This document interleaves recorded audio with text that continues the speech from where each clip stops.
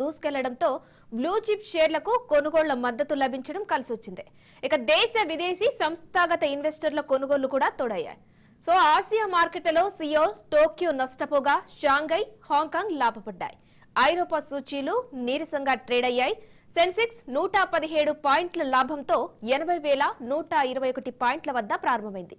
ఇక ఆరంభ ట్రేడింగ్ లో 79,844 వద్ద కనిష్టాన్ని తాకిన సూచీ అనంతరం బలంగా పుంజుకుంది.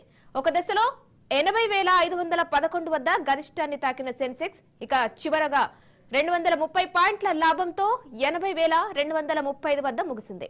నిఫ్టీ 80.40 పాయింట్లు పెరిగి 24,275 దగ్గర స్థిరపడింది. ఇటు డాలర్ తో పోలిస్తే రూపాయి 11 పైసలు తగ్గి 84.40 వద్ద ముగిసింది. బ్యారెల్ ముడి చమురు 0.63% లాభంతో $73.23 వద్ద ట్రేడ్ అవుతుంది. ఇక కొద్ది రోజులుగా తీవ్ర ఒత్తిడి ఎదుర్కొంటూ భారీ నష్టాలను చవిచూసిన అదానీ షేర్లు తిరిగి పుంజుకున్నాయి. ఇక అదానికి చెందిన చాలా సంస్థల షేర్లు అప్పర్ సర్క్యూట్ కు చేరుకున్నాయి. లంచం ఇచ్చినట్లు గౌతమ్ అదానీ, ఆయన బంధువు సాగర్ అదానీలపై అమెరికాలో ఎటువంటి అభియోగాలు నమోదు కాలేదని, కేవలం మోసం చేశారనే కేసులు మాత్రమే ఉన్నాయని అదానీ గ్రీన్ ఎనర్జీ ప్రకటించింది. దీంతో అదానీ గ్రూప్ షేర్లు దూసుకెళ్లాయి. ఇటు Adani total gas 19.76%, Adani power 19.66%, Adani enterprises 11.56%, Adani energy solutions 10%, Adani green energy 10%, Adani Wilmar 8.46%, Adani ports 6.29%, Ambuja 4.40% చొప్పున లాభాలు నమోదు చేశాయి. ఇక అదానీ గ్రూప్ సంస్థల మొత్తం మార్కెట్ విలువ నిన్న 1,00,000 కోట్ల మేర పెరిగింది. మరోపక్క సెన్సెక్స్ 30 షేర్లలో 18 లాభపడ్డాయి. NTPC, HDFC, Bajaj finance, Maruti, tech Mahindra షేర్లు రాణించాయి. Titan, IndusInd bank, SBI, Asian Paints, HCL tech నష్టపోయాయి. రంగాల వారి సూచీల్లో యూటిలిటీస్, విద్యుత్ సేవలు, పరిశ్రమలు, టెలికాం, యంత్ర పరికరాలు, కమోడిటీస్ పెరిగాయి. స్థిరాస్తి, ఐటీ రంగాలు నిరాశపరిచాయి. బీఎస్ఈలో 2,563 షేర్లు లాభపడగా 1,380 స్క్రిప్ట్లు నష్టపోయాయి. 97 షేర్లలో ఎటువంటి మార్పు లేదు. ఎన్టీపీసీ గ్రీన్ ఎనర్జీ షేరు అరగేట్రంలో రాణించింది. ఇష్యూ ధర 108తో పోలిస్తే బీఎస్ఈలో షేరు ట్రేడింగ్ 3.33% లాభంతో ₹111.60 వద్ద ప్రారంభమైంది. చివరకు 13.6% లాభంతో 122.10 వద్ద ముగిసింది. కంపెనీ మార్కెట్ విలువ 1,02,885 కోట్లుగా నమోదైంది. ఓలా ఎలక్ట్రిక్ షేరు 19.99 లాభపడి 88.10 వద్ద అప్పర్ సర్క్యూట్ ను తాకింది. ప్రస్తుత ఆర్థిక సంవత్సరంలో ఎస్బీఐ మొత్తం నిధుల సమీకరణ 50,000 కోట్లకు చేరింది. ఈ నెల ప్రారంభంలో 7వ విడత మౌలిక రంగ బాండ్ల జారీ ద్వారా కంపెనీ 10,000 కోట్లు సమీకరించింది. దీంతో కలిపి కంపెనీ సమీకరించిన మొత్తం 50,000 కోట్లకు చేరింది. 81 బాండ్ల ద్వారా 5,000 కోట్లు, టైర్ 2 బాండ్ల ద్వారా 15,000 కోట్లు, దీర్ఘకాల బాండ్ల ద్వారా 30,000 కోట్లు వచ్చినట్లు బ్యాంక్ తెలిపింది. ఇక రాబోయే 6 నెలల్లో ఐటీ సేవల విభాగంలో నియామకాలు 10 నుంచి 12% పెరిగే అవకాశం ఉందని క్వెస్ కార్ప్ నివేదిక వెల్లడించింది. కొత్త సాంకేతికల రాకతో ప్రపంచవ్యాప్తంగా పరిశ్రమలు, ఆర్థిక వ్యవస్థల స్వరూపం మారుతుండడమే ఇందుకు కారణమని తెలిపింది. Generative AI, deep tech, quantum computing లాంటి కొత్త సాంకేతికతలు 2030 కల్లా 10 లక్షల ఉద్యోగాలను సృష్టిస్తాయని వివరించింది. మరోపక్క టెలికాం రంగంలో ప్రభుత్వ టెలికాం సంస్థ బిఎస్ఎన్ఎల్ కు అత్యంత తక్కువ రుణాలు ఉండగా ప్రైవేట్ టెలికాం సంస్థ వోడాఫోన్ ఐడియా అప్పుల్లో అగ్రస్థానంలో ఉంది. అరేబియా సముద్రం, అండమాన్ సముద్రాల ఆఫ్ షోర్ ప్రాంతాల్లోని ఖనిజ నిక్షేపాల వెలికితీతకు ఆయా క్షేత్రాల తొలి విడత వేలాన్ని ప్రభుత్వం ఇవాళ ప్రారంభించనుంది. 13 గనుల వేలం ప్రక్రియను బొగ్గు, గనుల మంత్రి కిషన్ రెడ్డి ప్రారంభించనున్నారు. వేలం వేయనున్న ఖనిజ నిక్షేపాల్లో నిర్మాణ, ఇసుక, లైమ్ మడ్, పాలిమెటాలిక్ నోడిల్స్ లాంటివి ఉన్నాయి. ఇక 2021-22 నుంచి 2023-24 మధ్య సిమెంట్ పరిశ్రమ ఏటా 13.4% సగటు వృద్ధి నమోదు చేసింది. ఈ ఆర్థిక సంవత్సరంలో మిగిలిన 4 నెలల్లో నిర్మాణాలు బాగా పుంజుకుంటాయని, వచ్చే ఆర్థిక సంవత్సరంలో నిర్మాణాలు ఇంకా జోరందుకొని సిమెంట్ వినియోగం పెరుగుతుందని కేరెడ్జ్ రేటింగ్స్ అంచనా వేస్తుంది. సో ఈ మార్కెట్ అంశానికి సంబంధించి రైట్ ఇక మనతో మాట్లాడడానికి మార్కెట్ ఎక్స్పర్ట్ వెంకట్ గారు ఉన్నారు. వెంకట్ గారు, చూశారు కదా ఇవాల్టి మార్కెట్ స్టాక్ సంబంధించి సూచీలు బుధవారం రోజు తీవ్ర ఒడిదుడుకులకైతే గురయ్యాయి. సో కారణం ఏంటంటారు? మరి ఈ రోజు మార్కెట్ ఎలా ఉండబోతుంది? సో ప్రధానంగా మనకి మార్కెట్లో ఏవైతే మేజర్ ఇండిసెస్ ఉన్నాయో, నిఫ్టీ కానివ్వండి, బ్యాంక్ నిఫ్టీ కానీ, ఐటీ కానీ, ఇవన్నీ కూడా నిన్న కొంత వోలటాలిటీ అయితే క్రియేట్ అయ్యింది. అండ్ నిఫ్టీ స్పెషల్లీ మనకి లాస్ట్ 3 days నుంచి ఒకే రేంజ్ అయితే మెయింటైన్ అవుతుంది. So Monday, Tuesday and Wednesday 3 రోజులు కూడా మనకి బాటమ్ వచ్చి 24,150 level and higher side 24,350 level. So 3 రోజులు కూడా మనకి ఈ 3 higher levels and lower levels అన్నీ కూడా టచ్ అయ్యాయి. సో 3 days స్ట్రాంగ్ కన్సాలిడేషన్లో ఉంది విత్ 200 points రేంజ్. సో ఇక్కడ మనకి ఆ రేంజ్ ఏదైతే ఉందో, అంటే లాస్ట్ 3 daysలో వచ్చిన రేంజ్ ఏదైతే ఉందో, ఇది బ్రేక్అవుట్ జరగాలి. ఐదర్ సైడ్ మనకి ఏదో ఒకవైపు డైరెక్షన్ తీసుకోవాలంటే ఏదో 24,350 ఆర్ 24,150. సో ఈరోజు మనకి నవంబర్ మంత్ కాంట్రాక్ట్ కూడా ఎక్స్పైరీ ఉంది. నిన్న మనకి బ్యాంక్ నిఫ్టీ ఏదైతే ఎక్స్పైరీ ఉందో దాని ప్రభావం వల్ల నిన్న కూడా కొంత ఒడిదుడుకులు అయితే వచ్చాయి. సో ఈరోజు మనకి November month Nifty contract expiry ఉంది కాబట్టి ఈరోజు కూడా కొంత ఒడిదుడుకులు ఉండే ఛాన్స్ ఉంది. అండ్ రేపు మనకి వీక్లీ క్యాండిల్, అదేవిధంగా మంత్లీ క్యాండిల్ కూడా క్లోజింగ్ ఉంటుంది. సో ఈ 2 days కొంచెం వోలటాలిటీ ఉండే ఛాన్సెసే కనిపిస్తూ ఉన్నాయి.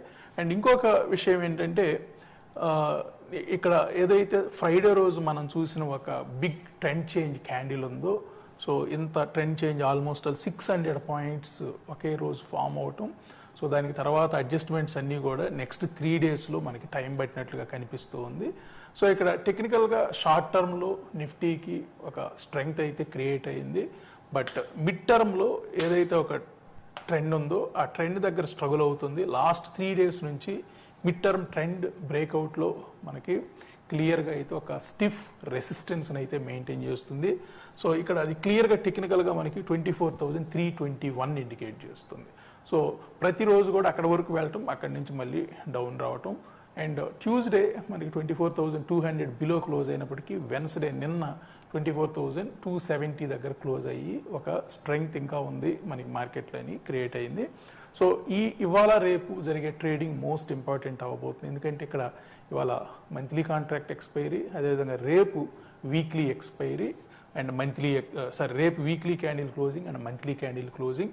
సో 24,321 అబోవ్ కానీ క్లోజ్ అయితే మనకి ఇవాళ రేపట్లో మనకి ఇంకొక 700 points వరకు కూడా ర్యాలీ వచ్చే ఛాన్స్ కనిపిస్తుంది. 24,991 ఒకవేళ ఫెయిల్ అయితే మనకి ఇవాళ రేపట్లో 24,321 పైన క్లోజ్ అవ్వలేకపోతే మాత్రం నెక్స్ట్ వీక్ కూడా కొంత కన్సాలిడేట్ అయ్యే ఛాన్సెస్ కనిపిస్తూ ఉన్నాయి.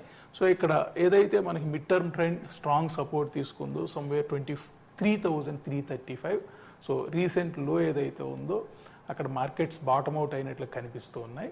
సో ఏదైతే మనకి లాస్ట్ 1.5 monthలో ఒక నెగిటివ్ 3,000 points వరకు కూడా ఫాల్ వచ్చిందో దాంట్లో 1/3 మనకి రికవరీ వచ్చినట్లు కనిపిస్తుంది. సో అరౌండ్ 1,100 points వరకు కూడా రికవరీ వచ్చినట్లు కనిపిస్తూ ఉంది. సో ఇక్కడ 2 things ఏంటంటే, లాస్ట్ 3 days మార్కెట్ ఒకే ఏరియాలో స్టిఫ్ రెసిస్టెన్స్ మెయింటైన్ చేస్తుంది కాబట్టి అక్కడి నుంచి ఏదైనా ఒక మైనర్ డౌన్ ట్రెండ్ వస్తుందా లేదా ట్రెండ్ కంటిన్యూ అవుతుందా అనేది మనకి ఇక్కడ 24,321 అనేది ఒక డిసైడింగ్ ఫ్యాక్టర్ అవ్వబోతూ ఉంది. సో ఈ 2 days మనకి నిన్న మొన్న వచ్చిన వోలటాలిటీ ఏదైతే ఉందో 200 points రేంజ్లో ఈ వోలటాలిటీ కంటిన్యూ అయ్యే ఛాన్సెసే కనిపిస్తున్నాయి. ఒకవేళ బ్రేక్అవుట్ వస్తే మాత్రం మార్కెట్ నెక్స్ట్ అదే డైరెక్షన్లో వెళ్ళే ఛాన్స్ ఉంది. either 24,350 mark or 24,150 mark. So Venkat, అలాగే నిన్న మనం అబ్జర్వ్ చేస్తే మార్కెట్ విషయానికి వస్తే అదానీ షేర్లన్నీ నిన్న దూసుకెళ్లాయి. ఎస్, అప్పర్ సర్క్యూట్ ను కూడా తాకాయి. అంటే అదానీ షేర్ల విషయంలో సంక్షోభం ముగిసిందని అనుకోవచ్చు అంటారా? ఇంకా ముందు అదానీ షేర్లు ఇంకా రాణిస్తాయని కూడా అనుకోవచ్చు అంటారా? నిన్నటి ప్రోగ్రాంలో కూడా మనం చాలాసేపు అదానీ గ్రూప్ కంపెనీస్ గురించే మాట్లాడుకున్నాం. సో 1.5 year క్రితం వచ్చిన హిండెన్బర్గ్ రిపోర్ట్తో వచ్చిన లోస్ అయితే మనకి అంత ఇంపాక్ట్ అయితే మనకి న్యూస్ వల్ల రాలేదు. But single day bigger fall చూసాం. అండ్ తర్వాత 2 days కన్సాలిడేట్ అయ్యింది అండ్ ట్యూస్డే కొంత నెగిటివ్ సైడ్ రియాక్ట్ అయినప్పటికీ నిన్న హ్యూజ్గా రియాక్ట్ అయ్యింది అప్ సైడ్. సో దీనికి మేజర్ థింగ్ ఏంటంటే ఏదైతే అక్కడ వీళ్ళకి ఇన్వెస్ట్మెంట్ కంపెనీ ఉందో జీకేజీ, సో వాళ్ళు క్లియర్గా మేము అదానీతో కంటిన్యూ అవుతున్నాం, ఇక్కడ మాకు అదానీ గ్రూప్ మీద ఎటువంటి అనుమానం లేదు అనే స్టేట్మెంట్ ఇవ్వటం వల్లే మేజర్గా మనకి ఈ ర్యాలీ అయితే చూసాం. సో గ్రూప్లో ఉన్న 7 కంపెనీస్ కూడా ఆల్మోస్ట్ ఆల్ ఆన్ యావరేజ్న టచ్ చేసినట్లు కనిపిస్తుంది. సో ఏదైతే నిఫ్టీ 50లో ఉన్న గ్రూప్లో 2 companies Adani ports and Adani enterprises, ఇవి 2 కూడా మనకి అదానీ ఎంటర్ప్రైజెస్ అరౌండ్ 12% వరకు, అదేవిధంగా అదానీ పోర్ట్స్ అరౌండ్ 7% వరకు కూడా అప్ అయినట్లు కనిపిస్తుంది. సో నిన్నటి ప్రోగ్రాంలో కూడా మనం ఒక 4 ప్రైస్ పాయింట్స్ పెట్టి మనకి అదానీ షేర్స్ని లాంగ్ టర్మ్లో ఎవరైతే ఇన్వెస్ట్మెంట్ చేయాలనుకుంటున్నారో వాళ్ళు ఒక 4 ప్రైస్ పాయింట్స్ దగ్గర ఇప్పుడున్న లెవెల్లో తీసుకోవచ్చని మనం సజెస్ట్ చేసాం. సో ఒకసారి టెక్నికల్గా కూడా చూద్దాం. అదానీ ఎంటర్ప్రైజ్ మనకి ఆల్మోస్ట్ ఆల్ 25% వరకు కూడా ఫాల్ వచ్చింది, దాంట్లో 50% నిన్న రికవరీ వచ్చింది. సో అంటే ఫాల్ వచ్చిన దాంట్లో 50% రికవరీ వచ్చింది. సో ఇక్కడ ఏదైతే టెక్నికల్గా మనకి సమ్వేర్ 22,800 ఆ లెవెల్ నుంచి ఫాలో అయ్యిందో ఇక్కడ నుంచి మళ్ళీ 50% అయితే రికవరీ అయ్యింది. బట్ స్టిల్ మనకు ఒక షార్ట్ టర్మ్ ట్రెండ్ అయితే నిన్న ఆ లెవెల్లో అయితే క్లోజ్ అయ్యింది. సో ఈరోజు మనకి నెక్స్ట్ ఏం జరుగుతుంది అనే దాని మీద డిపెండ్ అయి ఉంటుంది. బట్ ఈ రికవరీ అనేది ఒక గుడ్ సైన్ అని చెప్పొచ్చు. డెఫినెట్లీ ఒకే న్యూస్కి whether it is bad or good news, okay న్యూస్కి మార్కెట్ 2-3 times రియాక్ట్ అవ్వదు యాక్చువల్గా. సో జరగాల్సిన డ్యామేజ్ మనకి థర్స్డేనే జరిగింది. సో నిన్నటి ప్రోగ్రాంలో కూడా మనం అదే చెప్పుకున్నాం. సో థర్స్డే ఫ్రైడేలో వచ్చిన లోస్ మోస్ట్ ఇంపార్టెంట్.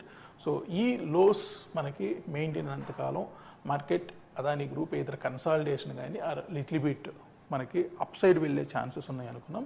నేను గ్రూప్లో ఉన్న 7 షేర్స్ కూడా మనకి పాజిటివ్లోనే క్లోజ్ అయినట్లు కనిపిస్తుంది.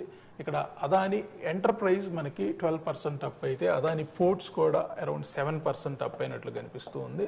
సో ఒకసారి పోర్ట్స్ కూడా టెక్నికల్ లెవెల్స్ చూద్దాం.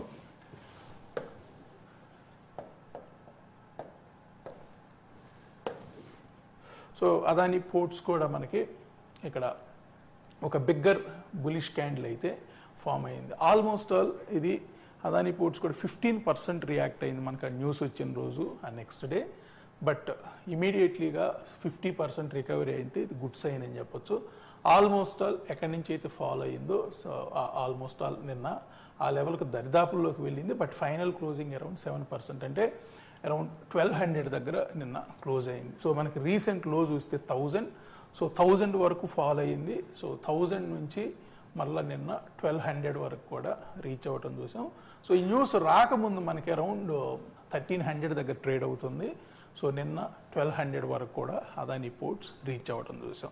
సో ఇక్కడ అదానీ ఎంటర్ప్రైజెస్ కంటే కూడా Adani ports recovery good recovery వచ్చినట్లు, అండ్ ఏదైతే గ్రీన్ ఎనర్జీ కానీ అదానీ గ్రూప్లో ఉన్న మిగతా షేర్స్ కూడా ఆల్మోస్ట్ ఆల్ రికవరీ అయినట్లుగానే కనిపిస్తుంది. సో ఒక అదానీ ఎంటర్ప్రైజే మనకి 50% వరకు వచ్చింది. అదానీ పోర్ట్స్ ఇవన్నీ కూడా ఆల్మోస్ట్ ఆల్ మనకి ఇంకొక 2-3% తక్కువలో ట్రేడ్ అవుతున్నాయి. సో ఇక్కడ ఈ క్యాండిల్ని బట్టి చూస్తే మనకి ఇది రికవరీ వచ్చే ఛాన్సెసే కనిపిస్తూ ఉన్నాయి. సో ఏదేమైనప్పటికీ అసెట్స్ ఉన్నాయి కాబట్టి ఏదైనా Adani enterprises or Adani ports ఇవి నిఫ్టీ 50లో ఉన్న కౌంటర్స్. సో లాంగ్ టర్మ్ వ్యూలో ఎవరైనా కానీ డెఫినెట్లీ ఈ ప్రైస్ పాయింట్లో కన్సిడర్ చేయొచ్చు ఫర్ ఇన్వెస్ట్మెంట్ పర్పస్. వెంకట్ గారు, రవికుమార్ లైన్లో ఉన్నారు, కాలర్ హైదరాబాద్ నుంచి. రవికుమార్ గారు,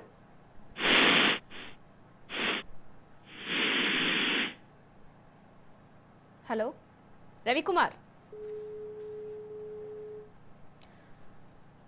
సో ఓకే వెంకట్ గారు, నిన్న మనం ఒక్కటేసారిగా 1.25 లక్షల లాభాల వైపు పరిగెత్తింది మనకు తెలిసిందే. అదానీ ఏదైతే గ్రీన్ ఎనర్జీ ప్రకటించిన తర్వాత సో అది భవిష్యత్తులో కూడా కంటిన్యూ అయ్యే అవకాశం ఉందా?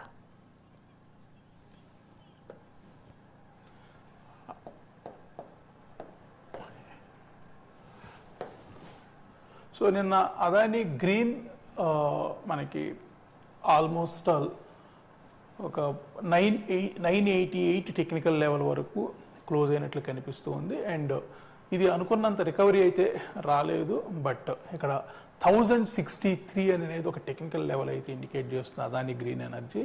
సో నియర్ టర్మ్లో ఇది ఇక్కడ నుంచి ఇంకొక 60, 70, 80 రూపీస్ వరకు కూడా ఇది అప్ మూవ్ కంటిన్యూ అయ్యే ఛాన్స్ ఉంది ఈ వీక్ కానీ నెక్స్ట్ వీక్ కానీ. సో 1063 మనకి నెక్స్ట్ 2-3 డేస్లో టచ్ అయ్యే ఛాన్సెస్ కనిపిస్తూ ఉన్నాయి. అండ్ అదాని రిమైనింగ్ గ్రూప్లో ఉన్న అదాని పోర్ట్స్. వెంకట్ గారు ఒక కాలర్ లైన్ లో ఉన్నారు హైదరాబాద్ నుంచి రవికుమార్. వెంకట్ గారు ఉన్నారు, మాట్లాడండి.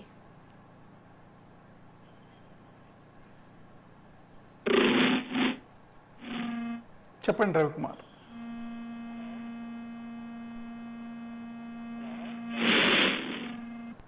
హలో వెంకట్ సార్, నా పేరు నడ్డి రవికుమార్ సార్. చెప్పండి సార్. జిల్లా కందుగూడ మండలం తిప్పనపల్లి గ్రామం. మార్కెట్ లో ఇప్పుడు నిత్యం లాభాలు పొందాలంటే ఎటువంటి షేర్స్ ఎంచుకోవాలనేది నా డౌట్ సార్.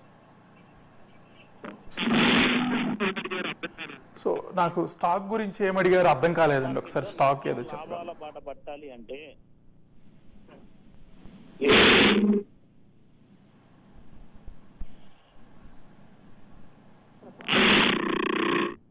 హలో, నాకు ఆడియో డిస్టర్బెన్స్ గా ఉందండి. Hello sir. హలో సార్, చెప్పండి సార్. చెప్పండి, వినిపిస్తుంది. వెంకట్ రవికుమార్ క్వశ్చన్ ఏంటంటే నిత్యం మార్కెట్ లో లాభాల బాట పట్టాలంటే ఏం చేయాల్సి ఉంటుందని చెప్పేసి ఆయన క్వశ్చన్. సో దీనికి మీ సమాధానం ఏంటి? నాకు మీ వాయిస్ కూడా వినిపించట్లేదండి. ఎస్ వెంకట్ గారు, రవికుమార్ క్వశ్చన్ ఏంటంటే అంటే నిత్యం మార్కెట్ లో లాభాల బాట పట్టాలంటే ఏం చేయాల్సి ఉంటుంది, దానికి సొల్యూషన్ ఏంటి అని ఆయన అడుగుతున్నారు.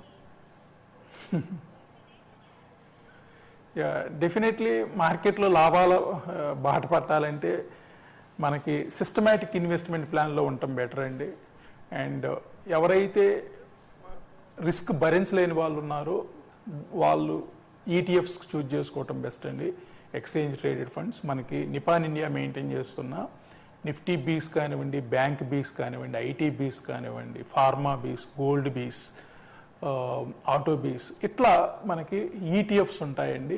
సో వాటిలో ఏంటంటే మనకి ఫాల్ వచ్చినప్పుడల్లా యావరేజ్ చేసుకోవటం ఒక కాన్సెప్ట్ అయితే, ఎవ్రీ మంత్ మనకి టెక్నికల్స్ ఎక్కడ ఉన్నాయో పట్టించుకోకుండా ఎవ్రీ మంత్, సో మనం 5,000 ఇన్వెస్ట్ చేయాలన్నా, 10,000 ఇన్వెస్ట్ చేయాలన్నా, 20,000 ఇన్వెస్ట్ చేయాలన్నా ఇక్కడ మనకి ఒక 5 to 6 ఈటీఎఫ్స్ని చూజ్ చేసుకోవటం.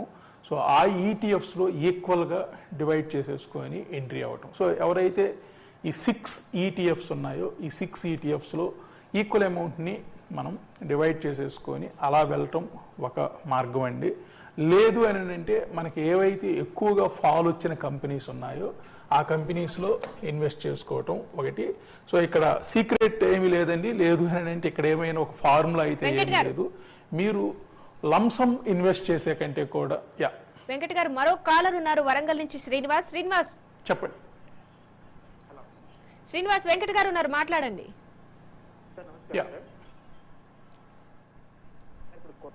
నమస్తే అండి.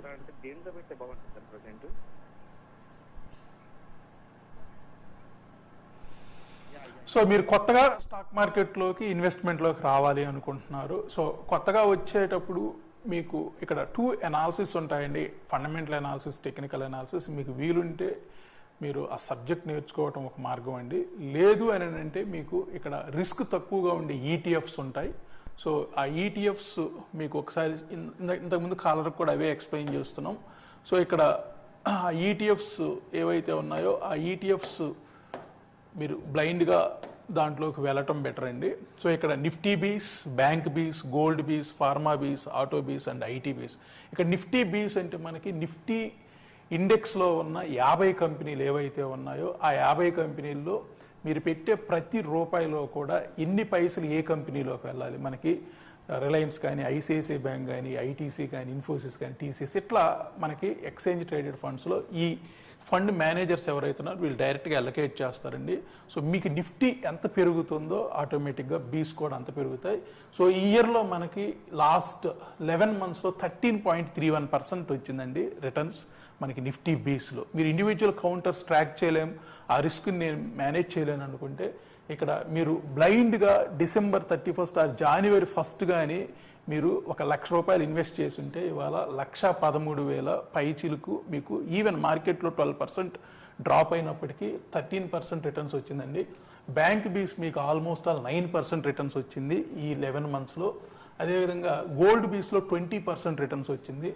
అండ్ ఫార్మా బీస్లో 30% రిటర్న్స్ వచ్చింది. మీరు 1,00,000 పెట్టుంటే 30,000 అయి ఉండేది. బట్ ఎవ్రీ ఇయర్ ఇదే రిటర్న్స్ వస్తుందని నేను కాదు.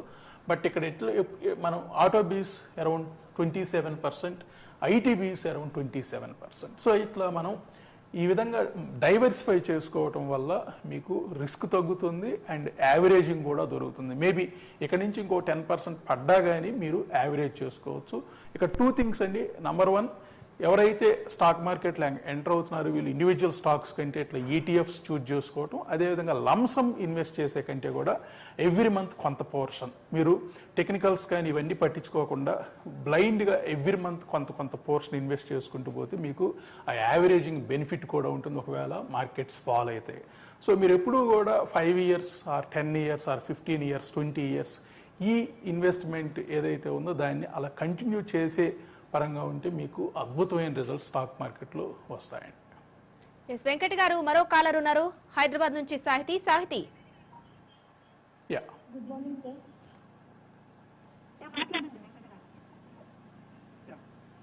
Good morning sir. యా డిస్టర్బెన్స్గా ఉందండి, కొంచెం మీరు ఎక్స్ప్లెయిన్ చేయగలరా వాళ్ళ క్వశ్చన్? సాహితి, రిలయన్స్ ఈ రోజు అప్ అయితే ఎక్కడి వరకు వెళ్ళే ఛాన్స్ ఉందండి? కొంచెం మీరు రిపీట్ చేయగలరండి, నాకు ఆడియో ప్రాబ్లంగా ఉంది. సాహితి ఒకసారి మీ క్వశ్చన్ మళ్ళీ చెప్తారా? రిలయన్స్ ఈ రోజు అప్ అయితే ఎక్కడి వరకు వెళ్ళే ఛాన్స్ ఉందండి? రిలయన్స్ ఈ రోజు అప్ అయితే ఎక్కడి వరకు వెళ్ళే ఛాన్స్ ఉంది? ఓకే వెంకట్ గారు, రిలయన్స్ అప్ అయితే ఈ రోజు ఎక్కడి వరకు వెళ్ళే ఛాన్స్ ఉందని చెప్పేసి సాహితి అడుగుతున్నారు. యా సో రిలయన్స్ మనకి ఆల్మోస్ట్ ఆల్ పీక్ నుండి 25% పైన డ్రాప్ అయిందండి. సో మళ్ళా మనకి లాస్ట్ 4 daysలో కూడా ఆల్మోస్ట్ ఒక 5-6% అప్ అయింది. సో లాస్ట్ 3 days ఒకే రేంజ్లో ట్రేడ్ అవుతున్నట్లు కనిపిస్తుంది. నిఫ్టీ అలా ట్రేడ్ అవుతుంది లాస్ట్ 3 daysలో కూడా. సో 1300 దగ్గర కొంత రెసిస్టెన్స్ అయితే ఫేస్ చేస్తున్నట్లు కనిపిస్తుంది. సో ఈరోజు 1313 వరకు కూడా వెళ్ళే ఛాన్స్ అయితే కనిపిస్తుంది ఇవాళ రేపట్లో. ఎందుకంటే మొన్న మనకి ఒక ట్రెండ్లో బ్రేక్అవుట్ వచ్చింది, షార్ట్ టర్మ్ ట్రెండ్లో బ్రేక్అవుట్ వచ్చింది చాలా రోజుల తర్వాత. అండ్ షార్ట్ టర్మ్లో 1313 అంటే దగ్గర ఇంకొక ₹20 వరకు కూడా అప్ అయ్యే ఛాన్స్ ఉంది.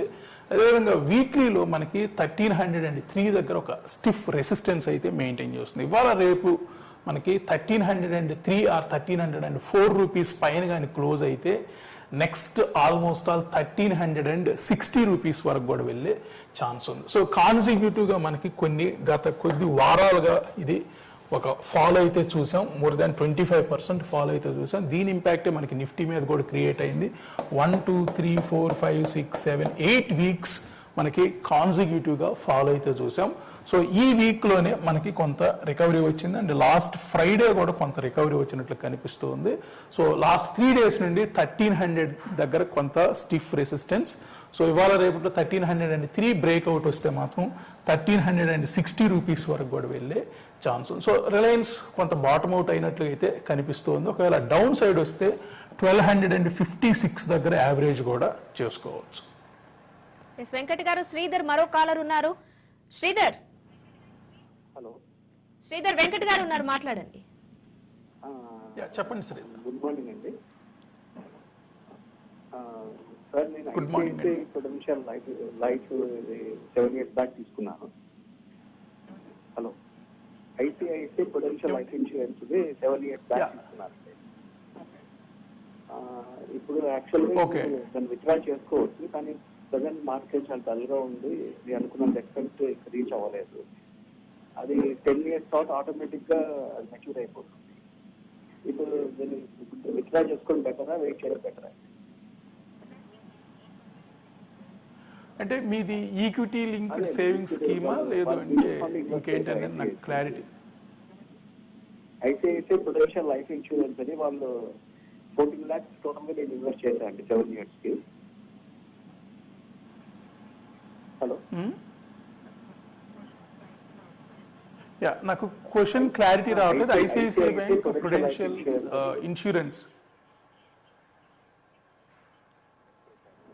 ఓకే, ప్యూర్ ఇన్సూరెన్సా లేదంటే equity linked saving schema?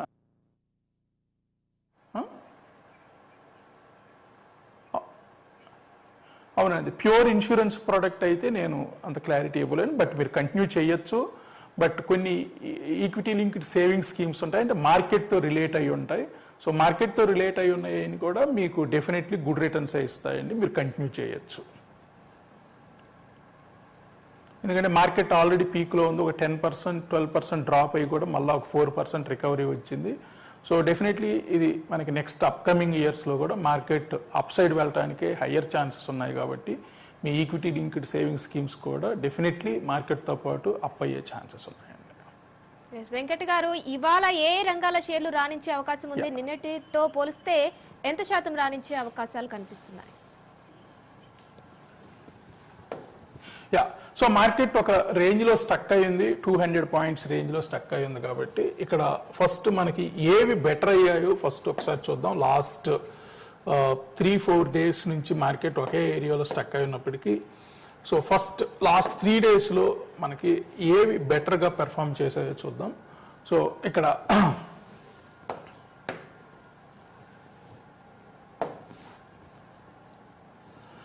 So BEL almost 9.5% up అయింది లాస్ట్ 3 daysలో. అదాని ఎంటర్ప్రైజెస్ అరౌండ్ 7.62% అప్ అయింది లాస్ట్ 2 days. నిన్న ఒక్కరోజే ఆల్మోస్ట్ 12% అప్ అయినప్పటికీ మనం లాస్ట్ 3 days యావరేజ్ చూసాం కాబట్టి ఇది 7.62%. Shriram finance around 6%, Adani ports around 5.5%, HDFC bank around 4%, ONGC around 3.5%, Trent around 3% up అయింది. సో లాస్ట్ టాప్ 5 పెర్ఫార్మర్స్ చూసుకుంటే మనకి BEL, Adani enterprise, Shriram finance, Adani ports, HDFC bank బాగా టాప్లో అయితే కనిపిస్తూ ఉన్నాయి. ఈవెన్ మంత్లీలో కూడా మనకి ఆల్మోస్ట్ 8% అప్ అయింది బిఈఎల్. సో ఇది నెక్స్ట్ మంత్ కూడా మనకి కంటిన్యూ అయ్యే ఛాన్సెస్ ఉన్నాయి. సో ఈ లాస్ట్ 11 monthsలో కూడా 67% వరకు కూడా బిఈఎల్ అప్ అయింది. సో ఇది అప్ ట్రెండ్ కంటిన్యూ అయ్యే ఛాన్సెస్ కనిపిస్తున్నాయి. సో ఇక వీక్గా ఉన్న కౌంటర్స్ చూస్తే మనకి ఆటోస్ ఒకటి వీక్గా ఉంది. బజాజ్ ఆటో అరౌండ్ 3% డౌన్ అయింది లాస్ట్ 3 daysలో, సన్ఫార్మా అరౌండ్ 2.5%, అల్ట్రాసెమ్కో around 2%, Eicher motors around 1.5% down అయింది. సో మేజర్గా మనకి ఫార్మా అండ్ ఆటోస్ కొంత వీక్గా ఉన్నాయి, ఐటీ అండ్ బ్యాంకింగ్ కొంత అప్ అయ్యే ఛాన్సెస్ కనిపిస్తుంది. Right right, thank you Venkat garu. So ఇది వాల్టి market pulse. Keep watching Raj news.